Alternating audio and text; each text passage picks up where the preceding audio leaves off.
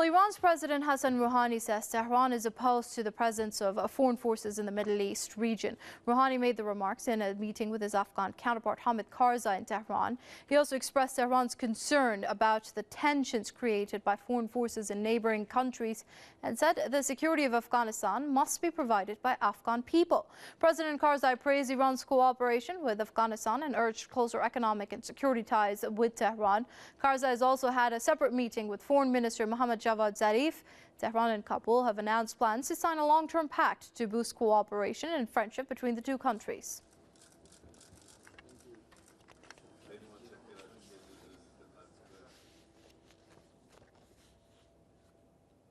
Joining us from New Jersey now via Skype is activist Ty Berry. He's with the Code Pink organization. Many thanks for joining us here on Press TV, Mr. Berry. Now, first of all, I'd like to focus on this U.S.-Afghan deal, which is still a point of contention between Washington and Kabul. President Rouhani has said that the region without foreign forces can be one where we can see peace and stability. These calls have been made in the past as well. Why haven't they been heeded? Well, let's set the record straight. The United States invaded Southeast Asia back during the Vietnam War. They killed millions of people in Vietnam, hundreds of thousands in Cambodia and Laos, and set off a regional war for many years. And they have still yet to provide the economic assistance that they promised back in the 1970s.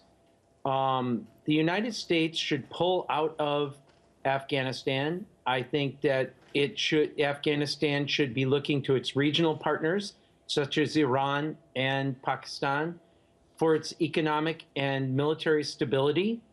I think that both of those countries have the ability, along with the bordering countries in the north, to supply Afghanistan with the possibilities of creating a peaceful environment. The United States refuses to negotiate with Taliban, and we must negotiate with Taliban. Otherwise, we will never get a peaceful negotiation in Afghanistan.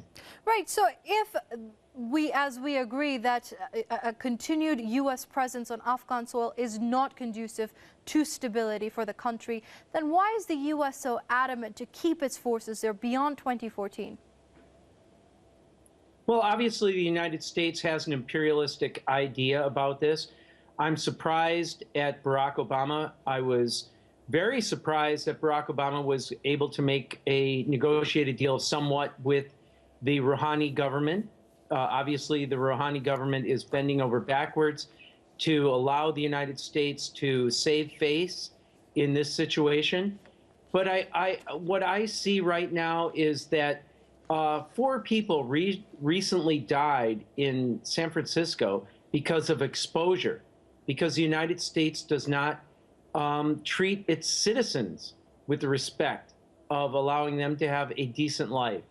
And I imagine in both Afghanistan and Iran, as well as Pakistan, if somebody died of exposure, where people didn't even help their own people, somebody would have somebody would come to their aid.